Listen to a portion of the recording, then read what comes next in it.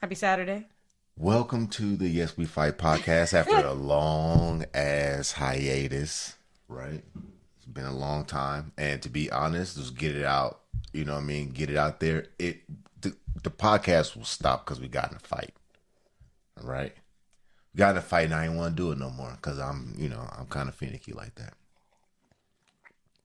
And also, she shouldn't be fucking up. She shouldn't be. I should know better. I should know better. 100%. So what's been going on? It's been about 5 months. I will say that, the fight may stopped it during the summertime, but then life picks up.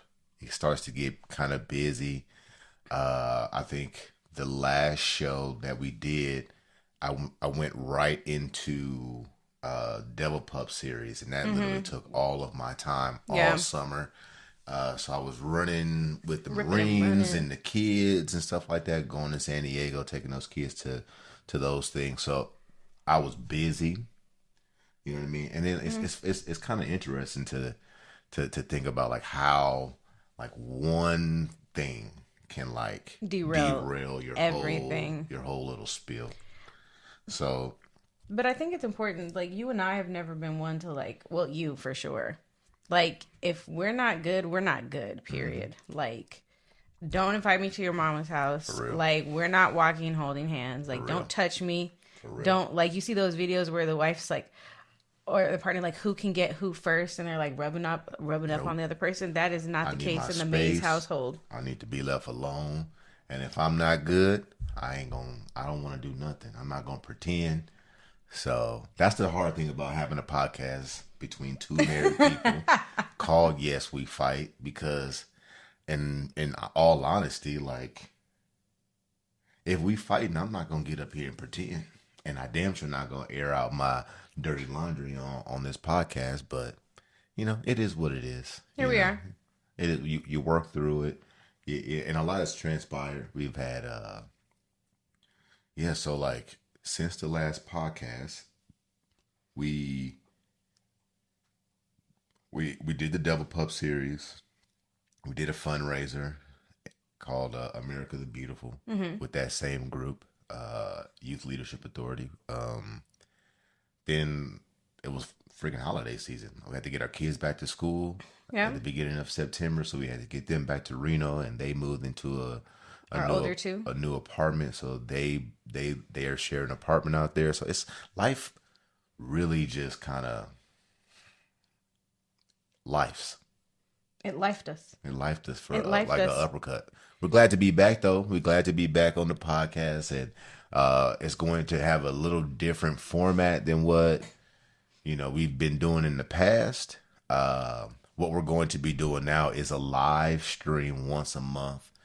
I have a lot of things going on as far as some new things I've been working on for dads and for men. So we're going to be doing this show once a month. You can actually go to I'll put all of that in the chat and everything, but we'll go once a month. Yeah, we'll do it live. And then we're uploading all the old shows up onto YouTube. So in the group later on today, I will post the YouTube channel so that if you wanted to go back and watch any of the old shows and kind of see what kind of nonsense we was getting into last year, you can definitely do that.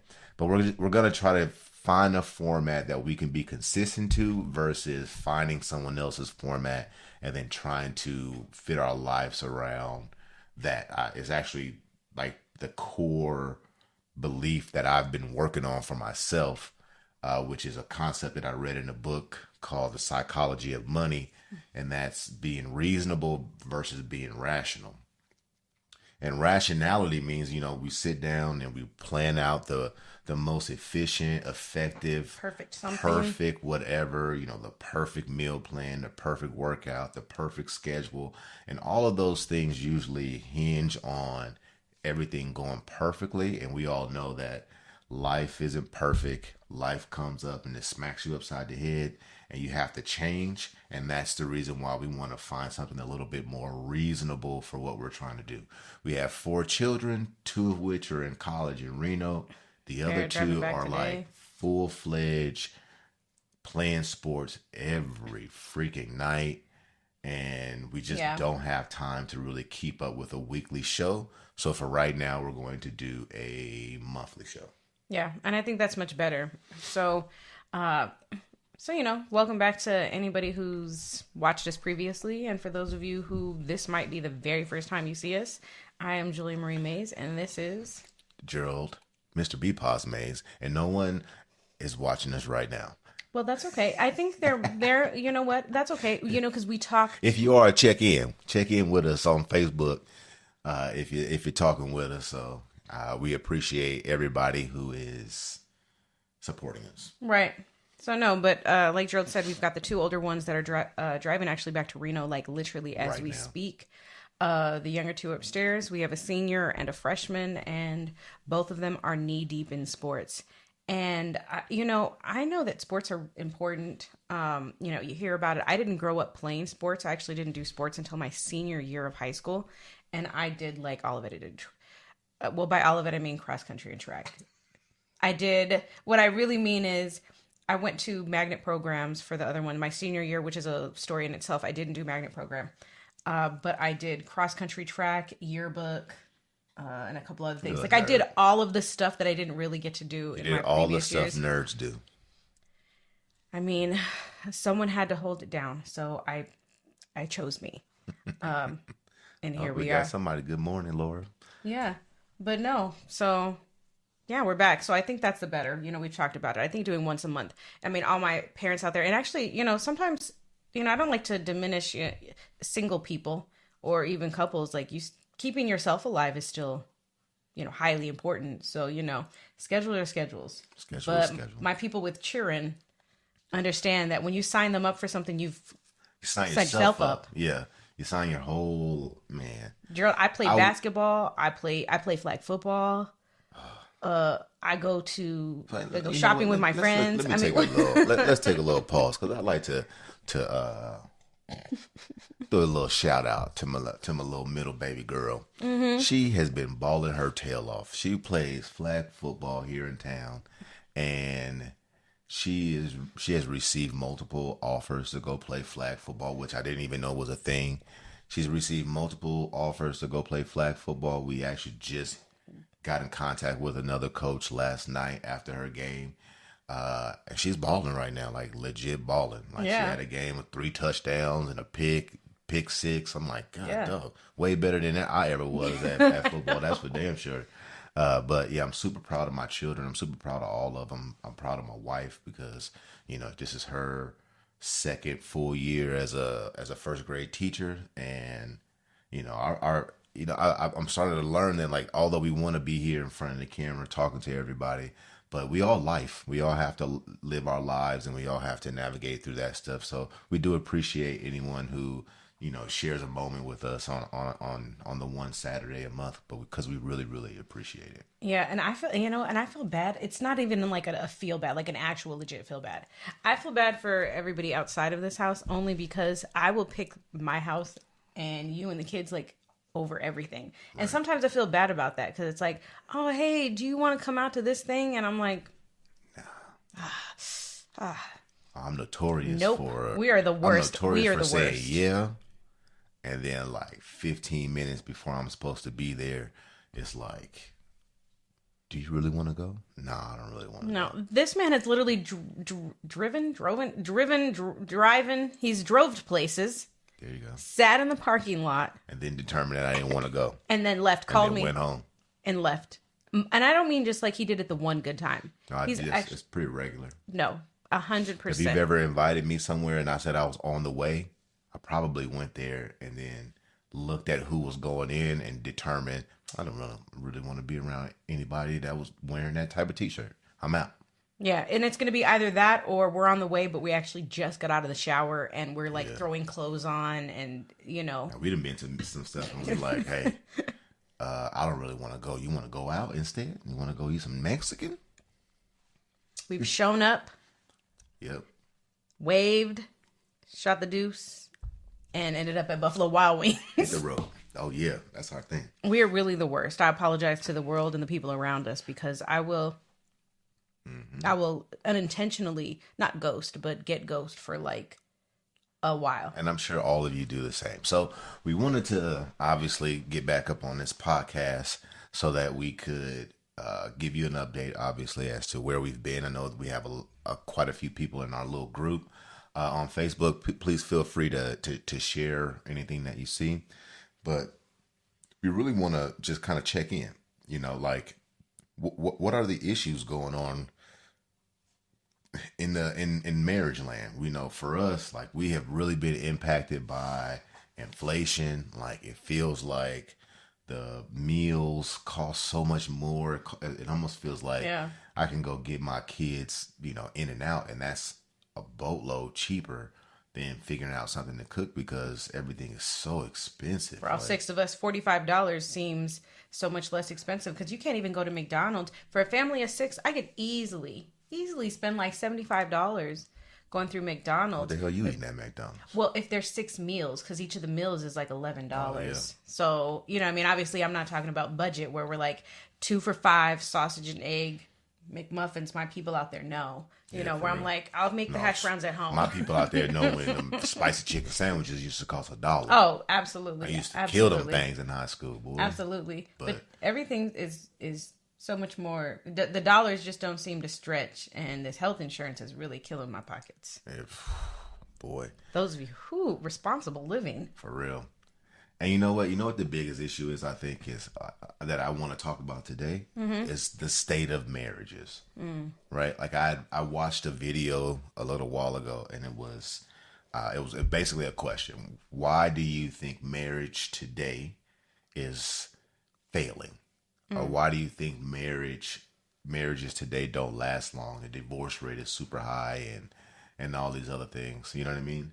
And I posed a question on my TikTok, and my explanation or my answer to that was, I don't think a lot of our grannies were happy being married. They just didn't have any other options to leave, and now we live in a world where there's so many options. And I'm not necessarily saying that one is better than the other, or having more options is better.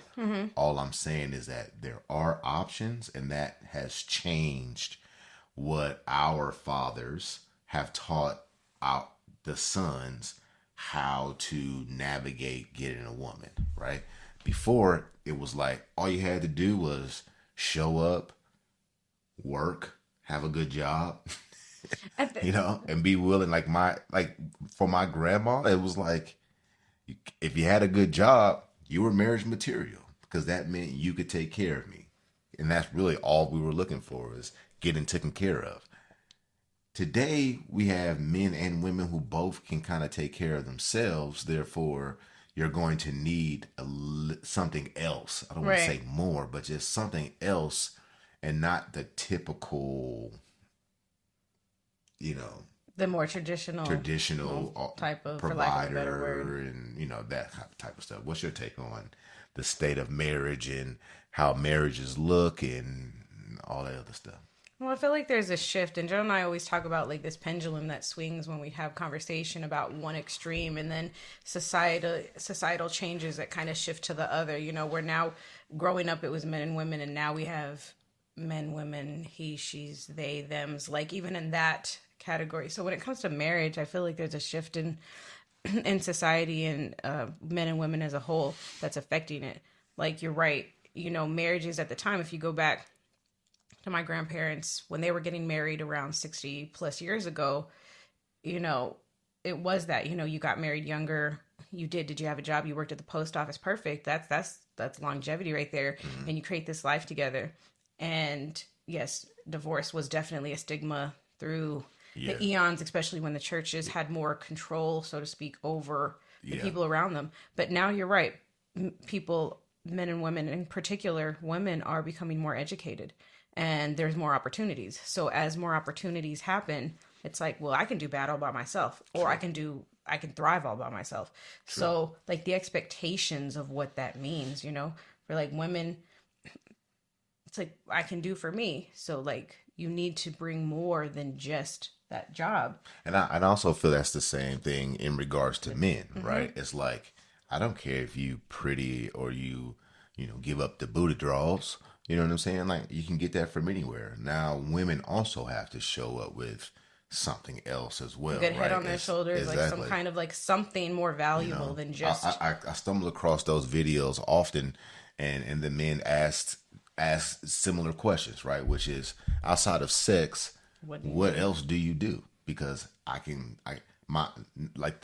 this new wave of men is like, my mama taught me how to cook, how to clean, how to tend to myself. I don't need a woman to do that. What else is there? And then young daughters are saying, my daddy taught me how to change my tire, put gas in my car, take care of myself, pay my bills, be a little more independent, keep a budget, and all these other things. What more do you want? And now I'm starting to see like this new dynamic between these separate people who want each other, not knowing how they fit with each other, right? Like, I have this example in my head of a great activity. So don't steal my idea if you're watching this. I have this idea that if you can get a whole bunch of single people, or I think it would work with a married couple, right? But if you get a whole bunch of people and you give them half a circle and you put them out into a field and you tell them, hey, your circle fits with one person, and it's all cut out in different ways, right? Everybody, yeah, there's all circles in there, but every bit doesn't fit. And I'm thinking that there's a little dynamic between people where you can kind of teach that, like, hey, you're not trying to look for everyone. You're looking for one person that fits with just you. And it's getting hard because some of the things that we were able to use as kind of benchmarkers to identify good potential mates are no longer applicable.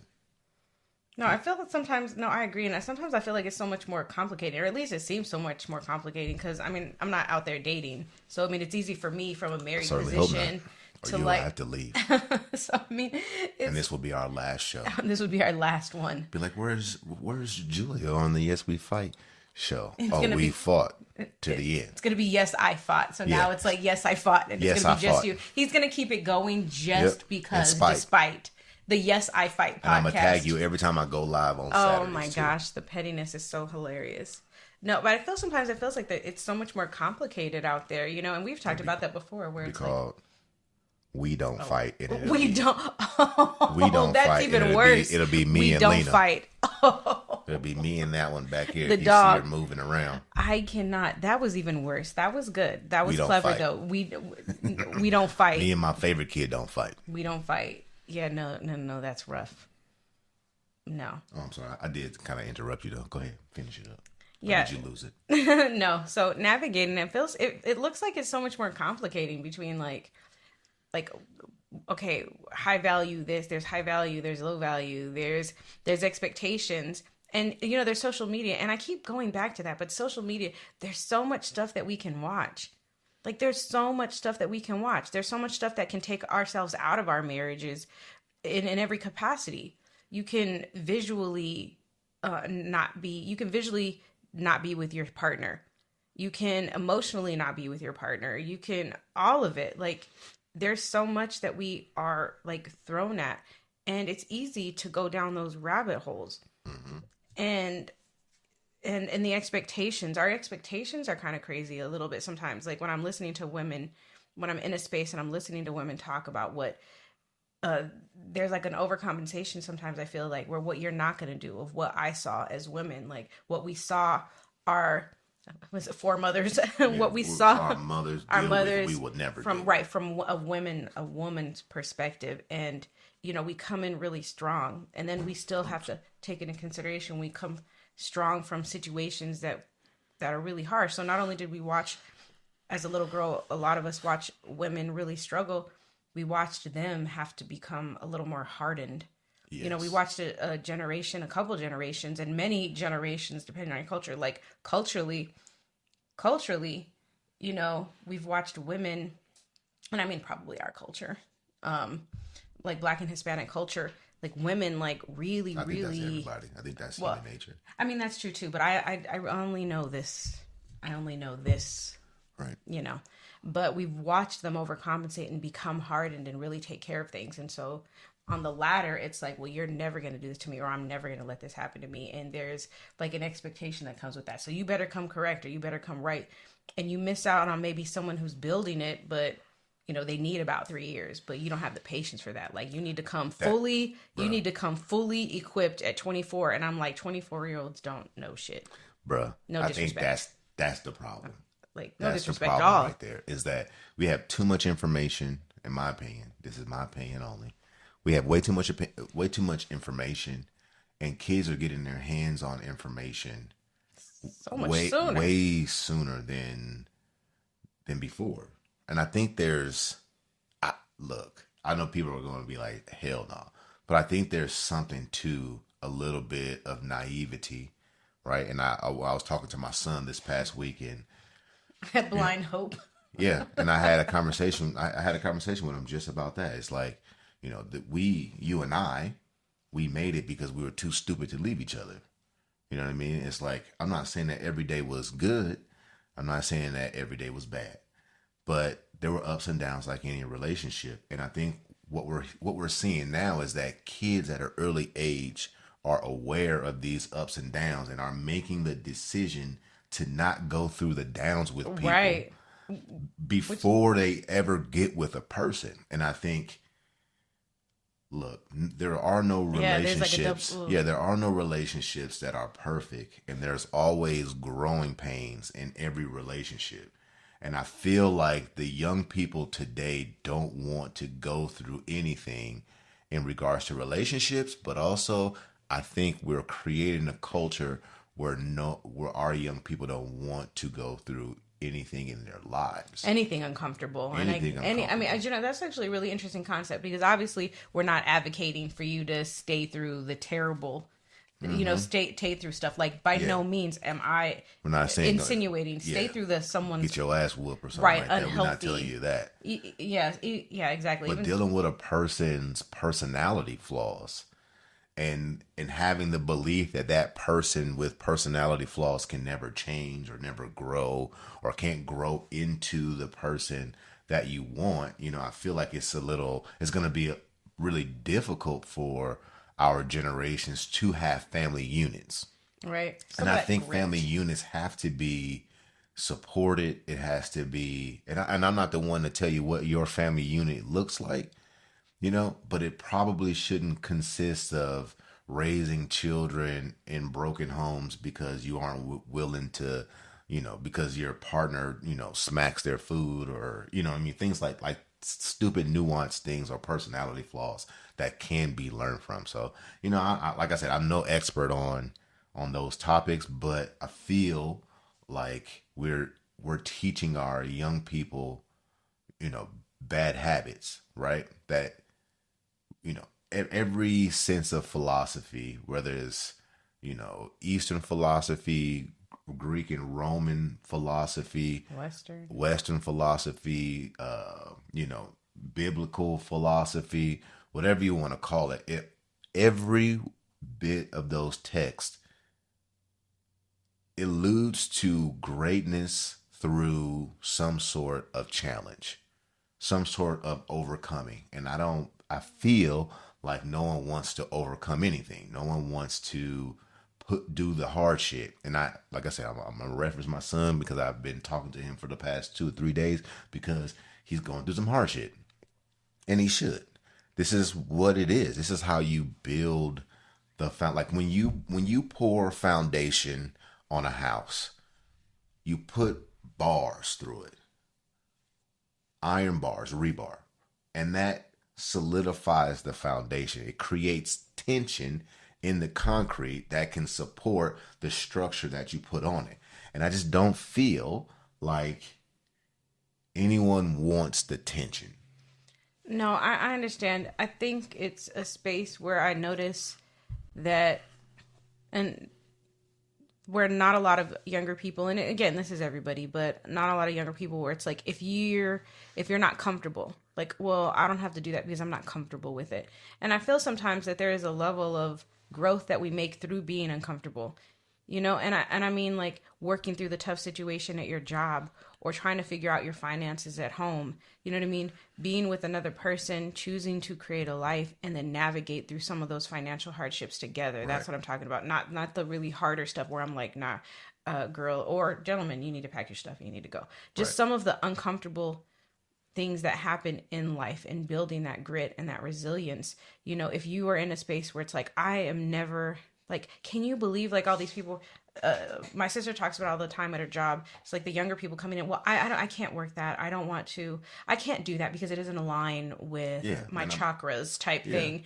I can't work like that. I'm not going to do that job. I'm not going to do that. And it's like, what are you? What? I'm protecting my mental health. Right, I'm protecting my peace. Like, there ain't no such thing. Like, I get that, but because you don't want to be uncomfortable in any capacity, these cancers solved. Yeah, like there's a, I don't know. Sometimes I feel like there's a selfishness with it, but you miss out on so much, or you miss out on the growth because you just back out. So you find yourself going over and over and over again in the same spot. But you've been in this situation 5 times in 5 different areas of your life because you won't go through the uncomfortable. And I think that's my concern really, is just creating a space where as we move forward in life and younger people, where it's like there's like you're going to be uncomfortable. And how you navigate through that uncomfortableness is really, it builds character. It does. You know, like there's so much grit. I feel like I'm so much grittier, if that's a thing, like grittier. Girl, I like you smooth. Oh my gosh. Don't be gritty, girl. Be smooth. Yeah, there's a certain grit and a certain level of accomplishment that comes when you're like, I went through that and I've done that. You know what I mean? Like now we're so like one of the things that I'm the most proud of is being a Marine. And not because like, oh, I'm infatuated with the Marine Corps. No, it's because up to that point, when I was standing on top of Mount Motherfucker and they put that Eagle Globe and Acre in my hand and called me a Marine for the first time, I cried like a baby because it was the hardest thing I've ever accomplished in my life. It was the hardest thing. And everyone thought I couldn't do it. Everyone said I couldn't do it, that I wasn't mentally mature enough or I wasn't tough enough or whatever it may be. And I freaking did that junk. And even to this day, it has such a huge impact. You can see in the background, like, my flag, I don't know where my arms are, what I'm pointing to, but what we're looking at is the opposite. Yeah, for real. Like back there, in my Marine Corps pictures with my mom, and over here is the flag that, you know, all the Marines that I went to Iraq with signed. And yeah, you know what? I have some lingering fucking issues to that I have to deal with on a daily basis. But if I'm being honest, like, I'm proud to have done that. Because what would the other outcome be?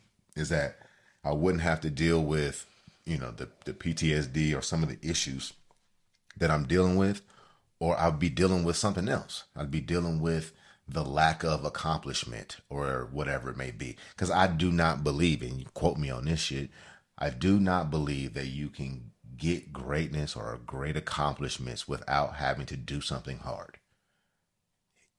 Like I'm associated with a program. I work with a program called the Youth Leadership Authority, and every summer we have a program called the Double Pups, and their motto is what is it? Accomplishment through challenge. That's it. Is that it? Yeah, it is. Oh, okay. It's accomplishment through challenge. It may not be accomplishment, but it's something.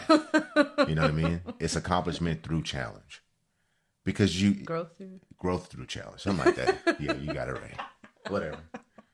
It was growth. It's growth through challenge, and I believe that. Like, you should see the transformation of these kids who show up at the beginning of the summer and tell you straight to their face, "I don't think I'm gonna make it.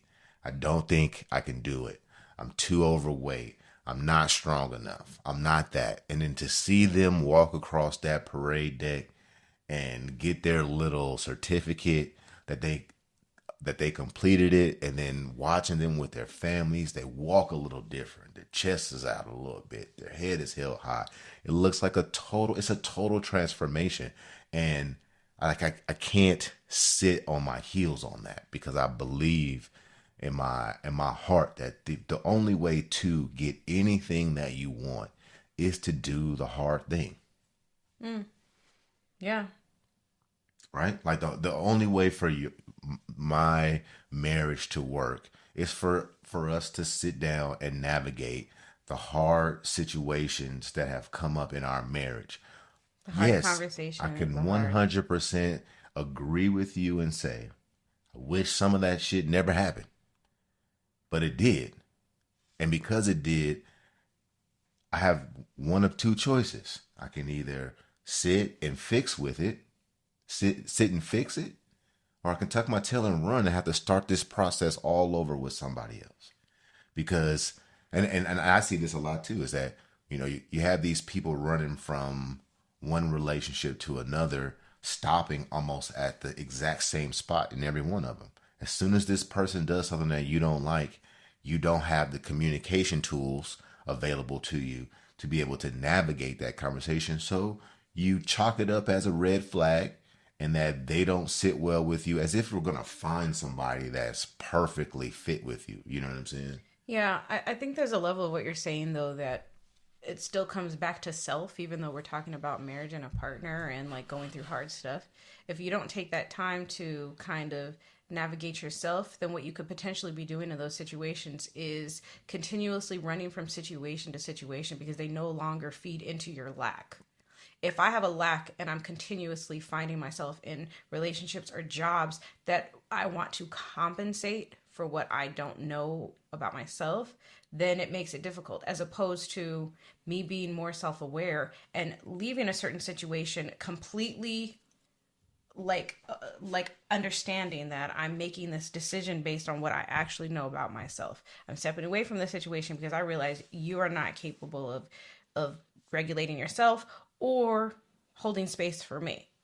And then, you can vacate the premises and then learn from that situation because you've done the work where you've navigated the hardships about yourself, and you recognize in a situation where you're like, this isn't really healthy, and I'm going to excuse myself and not find myself in that same thing 4 more times. Is kind of, as you're talking is what I'm thinking. It's making sure that I wanted to throw that out there because I'm like, there still has to be a level of yourself, because again, you still have to have boundaries. Yeah, learning things is still important. Like knowing and not staying in unhealthy places is of course important. Right. But recognizing that there is a level of this where you are unwilling to do the work, and then you find yourself, well, he needs to bring this to the table because you're not really good at your finances potentially. I'm using typical what women say. If who's not good with their finances, are you pointing to me? See my face? Oh, I can't. If I wanted to point at you, I'd have used this hand too. Oh, I thought it looked like you were doing this. I was like, wait, hold on. Like this. It looked like this. That's me. But if you're not good with from there, it looked like you were pointing this way. It's like you. But if you're not good at your finances and you're like, hellbent, I need him to bring $300K. I'm watching these videos, even for me as a woman, when I'm listening to these girls and it's like, he needs to bring at least $300K to the table. And I'm like, yo, girl, you really are working a job that makes $35,000 a year, which is fine. But I'm like, why? For real? I don't understand. I just need you to make it make sense to me. I'm like, I mean, dudes do the same thing though. No, they do. I've watched videos that said, if you don't make $300K, then you're not a real man. I mean, yeah. I don't know where this is coming from. I really don't know. I think it's bad messaging for our young people though, because they're so impressionable. They're trying to figure out what the answers to their questions of life are, and there's so much bullshit out there that it's hard to figure out what you actually want. I tell my son a very simple thing. Because to piggyback what you were saying about, we're not advocating for people to stay amongst the bullshit. No. We're saying that you got to have boundaries. But the only way for you to have boundaries is that you have to do your own self-work. You have to understand who you are to even know what your boundaries are in the first place, or you'll be like a tumbleweed getting tossed to and fro in the wind. Making sound. You got to have your own boundaries. And my son kind of got into like a little thing, and because I don't want to tell his business. He might be tumbleweeding a little bit. Yeah, and I told him, I said, look, man, you have to understand yourself enough to know what type of man, boyfriend, husband, brother, student, what are all of these things that you either titles that you hold or want to hold, right? You have to be the one to determine how you want to show up in those spaces. And if you don't show up the way that you intend to show up, then you are wrong. Period. But it's hard to navigate where you're supposed to push and how you're supposed to fall back if you don't currently have some wits about yourself, right? So that you can create your boundaries on. Like we don't. No one even knows themselves enough to know if someone else's red flags is also something that you need in your life. You know what I'm saying? Someone who is take charge may put someone who is take charge off. But someone who is take charge and another person that's a little more stand backish and docile, who won't go forward, who is maybe more of a follower type and not the leader or the point person type, that person may be suitable for that person. So like having all of these red flags or ideas of what's good and bad is such stupid shit that I like I like what you're saying. It's like, what the hell is going on? It's like you don't know what is acceptable. Like I have a friend, and one of my best friends in the world, and his wife is A-type personality like me, and she would talk to this dude in what I would think is crazy as hell, something that I would never ever accept being talked to like. But he never said nothing. It didn't bother him at all. And I used to be like, dude, why you let her talk to you like that? And he's like what? Like that. He goes, oh, it ain't nothing. Bro, they still married. They still together. They happy. They have a beautiful family. Like it's working for them. So I'm just waiting for it to work for us, truthfully, guys. I'm just really waiting for me to be able to look at him and say, you better get your... I'm just waiting for that moment. But so far, Gerald hasn't turned that leaf yet. It'll be the last show that we had. They'd be like, why didn't y'all come back to the show? She told me I better get my mother... And I was like, you know what? I'm just waiting for it to be acceptable. Okay? I have boundaries. And these boundaries cannot be crossed. So I packed my stuff and I left. No, what you gonna do? It's how it is. I mean... Got to have your own boundaries. Boundaries are important. No, they are. I think, like I said, I like I like the way that you put it, just like with the relationship. I think it's understanding that to reference kind of the example that you're saying, to have a stronger personality, maybe with a personality that's a little more reserved, works out well together. But also, you're also fighting through if that stronger personality is female. That also changes the way it can be perceived as well. Because if you have a stronger woman who's maybe a little more like, she's the one that wants to have her own business, or she's the one that's trying to walk a path that's not what people think it should be. And then to have a man who is a little more reserved. Now you've got two things. You've got this woman who's potentially could be seen a certain way. And then you've got a man who's potentially seen a certain way because he's not the leader. He's not the one. So, you know what I said to that, right? I fuck him. Well, yeah. Fuck them all. Yeah, and so that's kind of what I'm saying. It's like we're fighting all of this stuff. We're fighting this information that even for a young man, if you are not trying to own your own business and be your own boss, then there's something wrong with that. You know, it's funny because it's like, I think that's like one of my favorite, I've been talking to you about this too, like one of my favorite Stoic principles, because I pretty much follow a lot of Stoic philosophy or read a lot of Stoic philosophy and a lot of Stoic philosophers, is you don't have to have an opinion. And I think that's the problem that we live in right now, is that we have too many opinions on other people's lives through our own goggles, right? Like we're looking at other people's lives saying, that's not what I would do. That's not what I would do. And then what we do is we gather all the people who are like us and say, that's not what I would do. And then we determine that that's wrong. And if our voice is louder than everyone else's voice, then it impacts that person. It impacts that relationship. Instead of us being married people saying, you know what, marriage is marriage. And how you make it work, we support. We don't advocate for dealing with bullshit or dealing with fuck shit or anything like that. No abuse, no, physical, verbal, mental, psychological, spiritual abuse. We do not condone with that. I don't know what that level is for you. It looks like for you, yeah. Right? I don't know what that level is for you. one marriage could deal with cheating in their marriage, and another marriage may not be able to do that. And that's the reason why you have to do your own work and talk to your own spouse about what is acceptable and not acceptable to you so that you can move forward in whatever those things are. But we do not advocate any type of abuse. No, not any at all. type of manipulation or anything like that. We don't condone that, but only you can determine if it is. Because my friend wife talking to me like that, I consider that abuse to me. So it ain't gonna work, and I'm gonna have to keep it pushing, right? So like, you have to be able to figure out what's acceptable, what's not acceptable, and then we have to determine how to get your needs met, right? Because I think that is probably the most important thing in a relationship is, are you getting your needs met? Physical needs, psychological needs, emotional needs, mental needs, so on and so on and so on. Because if you can get your needs met, then it kind of gives you a little buffer to deal with some of the other things.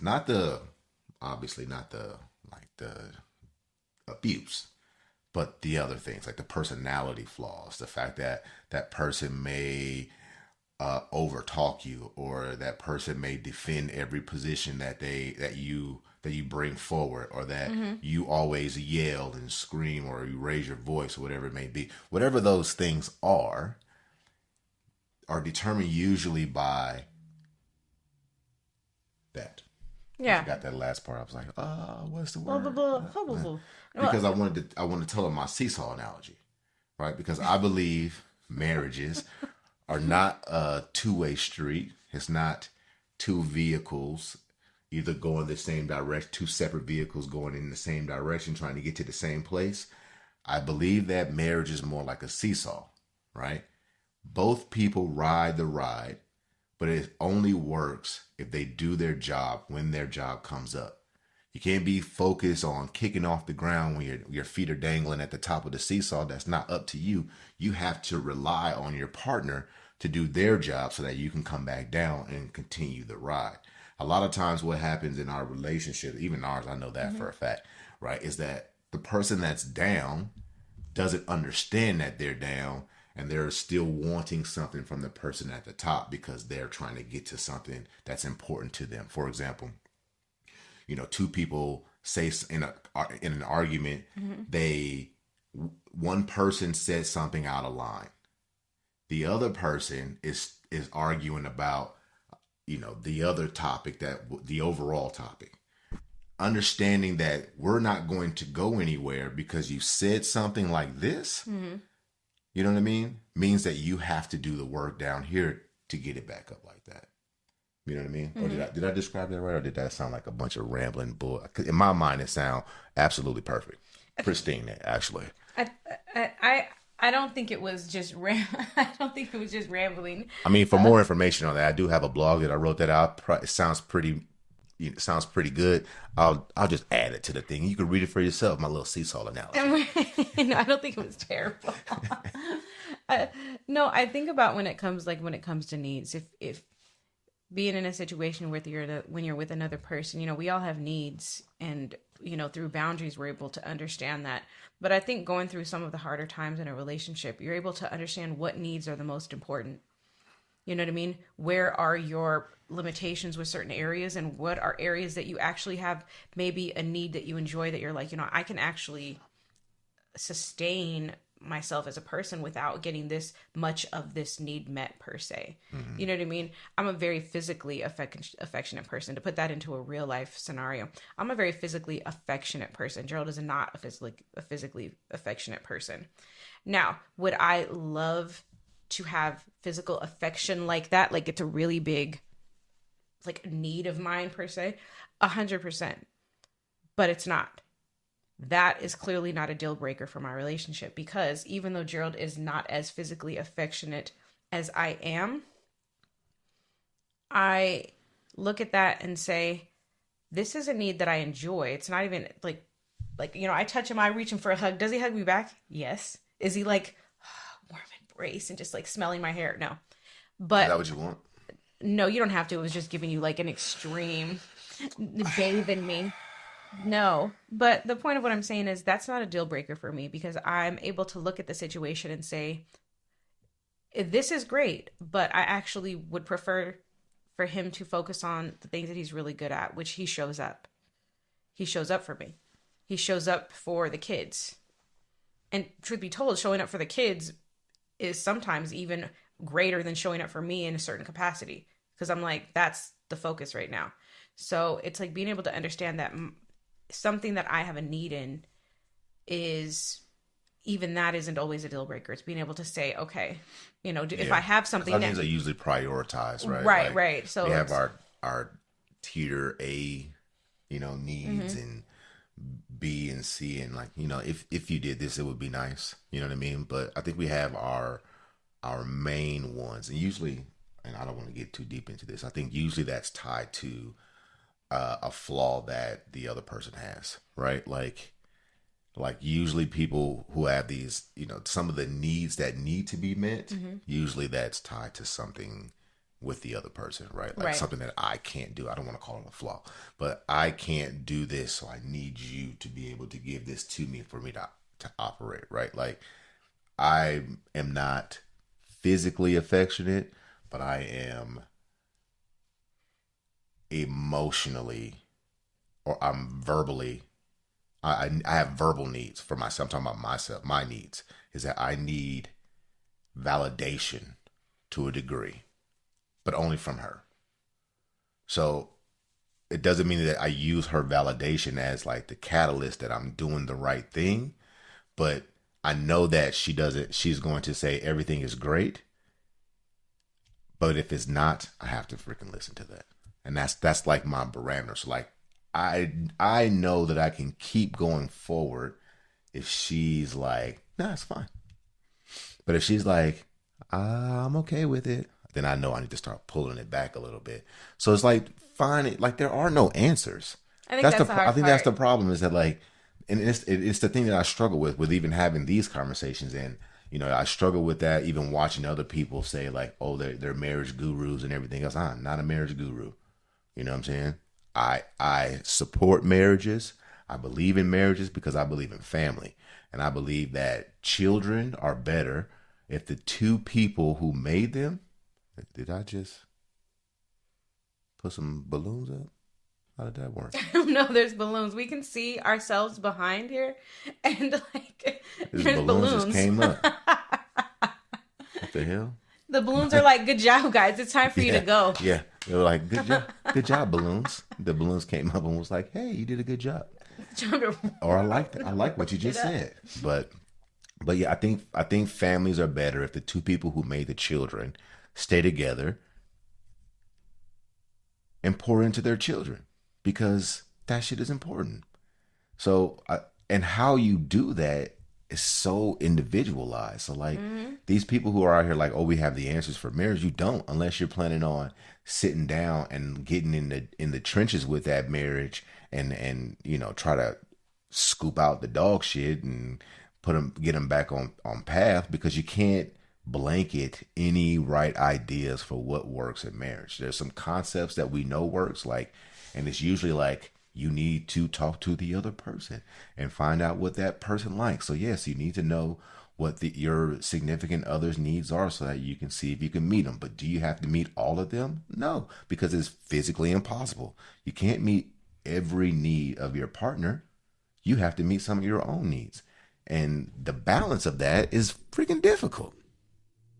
That shit pisses me off a little bit. There are no answers. No, I think there's not. I think that there's not only just one answer, but I think what there really is perspective. Yeah. And, okay, I like that. And the perspective of things. You know, one of my sisters, I'm one of 4, 3 girls and a boy, and one of my sisters had made a comment a few years ago, and she was like, I'm okay with certain things. She said, because I already have my soulmates in my life. And I was like, what do you mean? Because she wasn't with anybody at that time. And she was like, you're one of my soulmates. She's like, you're literally one of my soulmates. Yeah, you niggas is close. And And it got me thinking. It got me thinking about that because, you know, we use a soulmate for a romantic relationship, but I realized that there's plenty of people that you come across in life or that are happen to be in your life, like we're sisters. And she's like, there's a part of you where it's like, I feel the most comfortable with you. And we laugh and we can talk and you get me. And I realized that we hold space for people in many capacities. And I think that perspective for me really transformed the way that I looked at you, because what I was doing was I was putting all of my needs on you because I wanted you to give them to me, which, don't get me wrong, I want everything from the romantic standpoint to stem from you because, yes, you are. Can't get no children without me. Exactly. But what I realized is I don't have to look at this man and say, because you don't do this thing for me, it doesn't mean you don't care about me. Right. I'm extremely nurturing, and my children don't need that from me in that same way. I can go to work and I'm in a career to where I can pour some of that nurturing into spaces and into young minds that can give that back to me and actually in some way fulfill a need of mine. I get hugs all day. I still, at the end of the day, this is the hug that I want.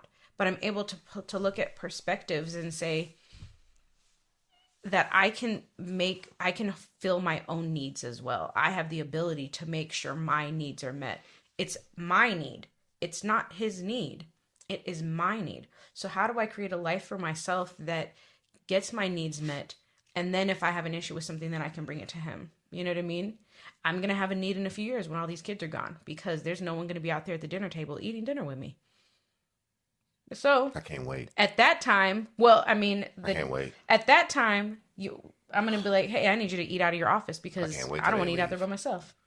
Oh, you can just come in here. We can eat wherever we want to. It's just me and you. I mean, girl. That's true, but I like to eat at the dinner table. We can go to the Mexican restaurant up the street. Well, I mean, I'm not opposed to that, but the point of what I was trying to say is, I get what you're saying, though. Yeah, you know what I mean? It is. And be like, who's gonna eat dinner with me? I feel like I kind of, ruined the little flow of that conversation because it's like, there are no answers. I'm like, I wish there were. I wish there was a magic wand that we can wave and say, hey, every marriage will understand their partner. Every wife will understand their husband, and every husband will understand their wife. Because it's hard. Because you don't understand anybody. I have 4 kids that live in here that I've made myself with her, and I don't know everything about them at all. I guess. But I don't know everything about them. So it's kind of hard building relationships in that capacity. But I do know that persistence is necessary, and go off of what you know right now. You don't have to fix your relationship for 20 years from now. That was some shit that I determined that I was going to do at the beginning. But you do have to navigate what is currently in front of you. Mm-hmm. Your relationship and the way it looks is yours right now, with the flaws, with the great parts and everything else. My only tip before we get out of here, my only tip when you navigate that is don't mark your relationship in the bad times with all the bad times. One bad thing should not be the catalyst to remind you of all the bad things. Keep things in front of you and deal with things one event at a time, and let them stay in an isolated box. And then, you know what I mean? It's like squares, and put the squares with the squares and the circles with the circles. If you have too many squares in your square box and you hate squares, then you should probably get rid of that person. You should probably start making some changes, whatever that may look like. If you're in a early relationship, then you should leave. If you're in a late relationship, then you may need to address that concern. Other than that, we're all trying to do the best that we can. If you're in a loving relationship, then you should 100% view that as if the other person cares about you just as much as you care about them, and that you guys are in line with wanting to do what is best for your families and your relationships. And if that is true, then you stay and you keep working at it. The day that you feel that the other person does not care, that the other person does not want to make it work, or the other person is not listening to whatever it is, then you need to find some help. You need to figure out if staying is for you. Marriage therapy, counseling, whatever it may be. I don't know what the tools are out there, but don't mark your marriage during because this is what happened. This is our first day back in like 8 months. As soon as we got into an argument, we were reminded of all of the times that this particular thing happened and how it has impacted our relationship. And it heightened a situation that probably shouldn't have been as heightened as it was, and turned it into something pretty big. That had to be dealt with, and had to be discussed, and had to be written out, and had to be freaking, knocked down, drag out conversations to sort through the feelings and emotions with that. So my suggestion to you is it's not about remembering the bad things. Just like I don't want you to remember all the great things. Like leave your relationship where it's at. Keep it in front of you. Do what's necessary. What do you think? No, I think that is extremely important. I'd say make sure that when you're working through or working within your relationship that you don't sweep anything under the rug. I think that it's important to address things as they come. And when you've taken the time to realize who you are as a person, you're able to make decisions that you're comfortable with. Because it's not about, for me, it's not necessarily about staying or leaving. It's about, if you choose to stay or leave, do you feel confident in that decision? Are you making that decision because you know it's the best for you? It's difficult to make decisions within marriage sometimes because it affects everything. It affects your children, it affects your family, it affects yourself. So sometimes we stay in situations that are not the best for us because we're thinking about the people around us, which is still important to stick a pin in and know that is there.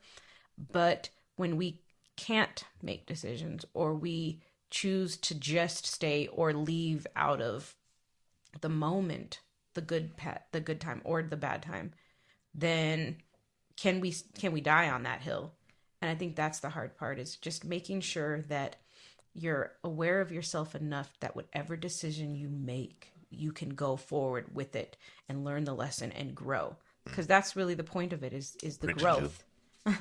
is the growth of it. Because if all it takes is that one thing, because that is the one boundary that you're like, I'm not saying, then allow that to be. But you can at least make that decision and still manage the pain, but know that you're like, I know I can't move forward with this because I took the time for myself. I know that. So I would say continue to do that self-work within your marriage so that you can make solid, sound decisions, because they do affect and ripple into everything. Go ahead, girl. High five it. You killed that thing. So with that, I think that's a perfect place to end our first time back. We're like we said before, we're going to navigate the logistics of this show, as far as the best time to put it out, the best, how often we should do it, maybe even, twice a month. We don't know. We're figuring it out so that we can find what works for us, right? Find what works for us so that we can be consistent with it. So thank you all for listening to the show. Thank you. Make sure you like and subscribe if you're watching this on any other channel. And then you can find all of the shows on anywhere that you listen to podcasts under Yes We Fight. And then all the show notes will be at MrBpause.com/YWF podcast. Oh, I was like, YWF. Yep. Yes We Fight. Y'all have a great day. Take care. And thank you all.